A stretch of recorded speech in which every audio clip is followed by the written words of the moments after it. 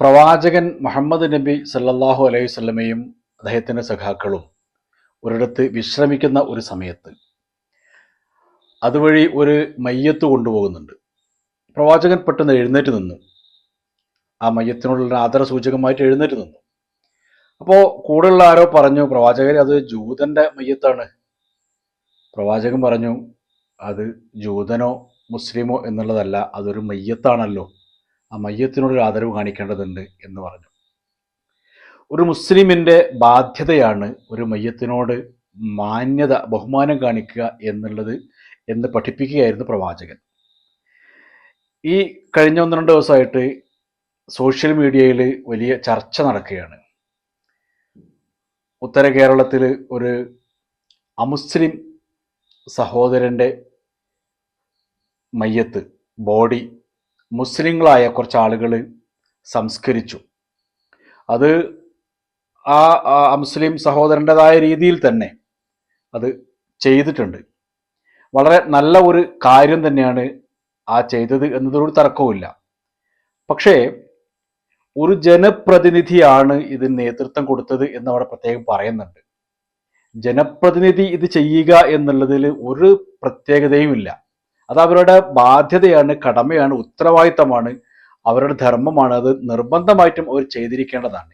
വിശേഷിച്ചും കുടുംബക്കാരും ബന്ധക്കാരും ഒന്നും ഇല്ലാത്ത ഒരു മനുഷ്യനാണെങ്കിൽ അത് അവരുടെ ബാധ്യതയാണ്, അവർ ചെയ്തിരിക്കണം. അത് പൊലിപ്പിച്ച് കാണിച്ച് അതെന്തോ വലിയൊരു ഒരു സംഭവമാണ്, ആരും ചെയ്യാത്തൊരു സംഗതി ഞാൻ ചെയ്തു എന്നുള്ള രീതിയിൽ അവതരിപ്പിക്കുന്നത് ശരിയല്ല എന്ന് പറയേണ്ടി വരുന്നതിൽ പ്രയാസമുണ്ട്. പൊങ്കാല ഉണ്ടാവും, പലതരത്തിലുള്ള കമൻ്റൊക്കെ പ്രതീക്ഷിച്ചുകൊണ്ട് തന്നെയാണ് ഇങ്ങനെ വീഡിയോ ചെയ്യുന്നത്. പക്ഷേ ഉള്ളതുള്ളതുപോലെ പറയാതിരിക്കാൻ വയ്യല്ലോ.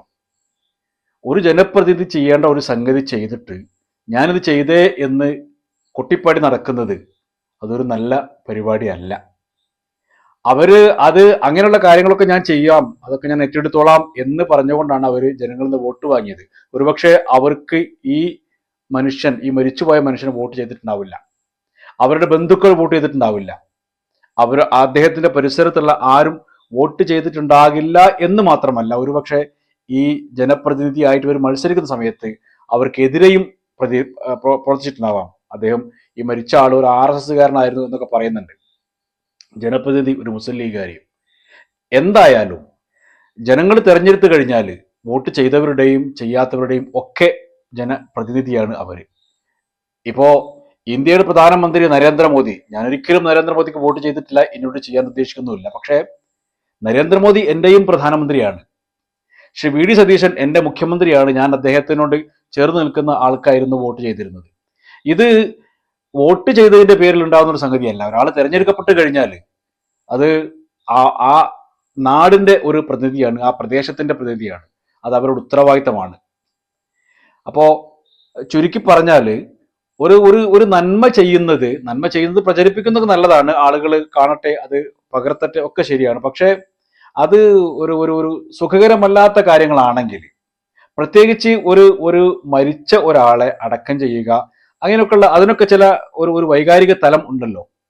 എന്തൊക്കെയാണെങ്കിലും ഇതിൽ പലതരത്തിലുള്ള കമന്റുകളും റിപ്പോർട്ടുകളൊക്കെ വായിച്ചു കേട്ടു. ഇപ്പോൾ മനസ്സിലായത് ഇദ്ദേഹത്തെ നോക്കാൻ കുടുംബത്തിൽ ആരും ഇല്ലായിരുന്നു, ബന്ധപ്പെട്ട ആരും ഇല്ലായിരുന്നു, ഇയാൾ ഒറ്റപ്പെട്ട് ജീവിക്കായിരുന്നു, നേരത്തെ RSS കാരനായിരുന്നു, മുസ്ലിംക്കെതിരെ പ്രവർത്തിച്ചിട്ടുണ്ട്, അങ്ങനെയൊക്കെ എന്തൊക്കെയൊക്കെ സംഗതി അങ്ങനെയൊക്കെ ആണെങ്കിലും അയാൾ മരിച്ചു പോകുന്നതോടുകൂടി അതൊരു അച്ഛനായിരിക്കാം, ഒരു മകനായിരിക്കാം, അല്ലെങ്കിൽ ഏതൊരു അർത്ഥത്തിൽ ഒരു ബന്ധുവായിരിക്കാം, ആ ബന്ധത്തിൽപ്പെട്ട ആളുകൾക്കൊക്കെ വൈകാരികമായ ഒരു അവസ്ഥ ഉണ്ടാകും. അവർ നേരത്തെ മോശമായിട്ടൊക്കെ പെരുമാറിയിട്ടുണ്ടാവും.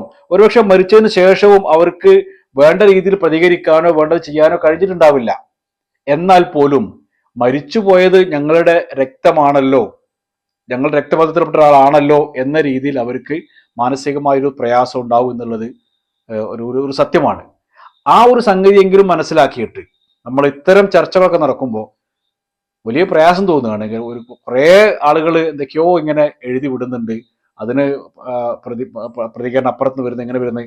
അതിൽ ജനം TV-യുടെ ചർച്ചയും ശശികല ടീച്ചറുടെ ചർച്ചകളൊന്നും ഒരിക്കലും അംഗീകരിക്കാവുന്നതല്ല എന്നുള്ളത് വേറൊരു തലം തന്നെയാണ്. പക്ഷേ ഒരു കൂട്ടര് എന്തൊക്കെയോ ദ്രോഹം ചെയ്യുന്നുണ്ട്, എന്തൊക്കെയോ കുറ്റങ്ങൾ ചെയ്യുന്നുണ്ട്, എന്നാ പിന്നെ അതുപോലൊക്കെ നമ്മൾ ചെയ്യാം എന്നല്ലല്ലോ വെക്കേണ്ടത്. നമുക്ക് നമ്മളുടേതായ ഒരു മര്യാദയും നമുക്ക് നമ്മളുടേതായ ഒരു മാന്യതയും നമുക്ക് നമ്മുടേതായ പ്രതലം നമ്മൾ കണ്ടെത്തേണ്ടതുണ്ടല്ലോ. അവരെ പോലെ തന്നെ നമ്മൾ ആവുകയാണെങ്കിൽ പിന്നെ അവരും നമ്മളും തമ്മിൽ എന്ത് വ്യത്യാസമുള്ളത്?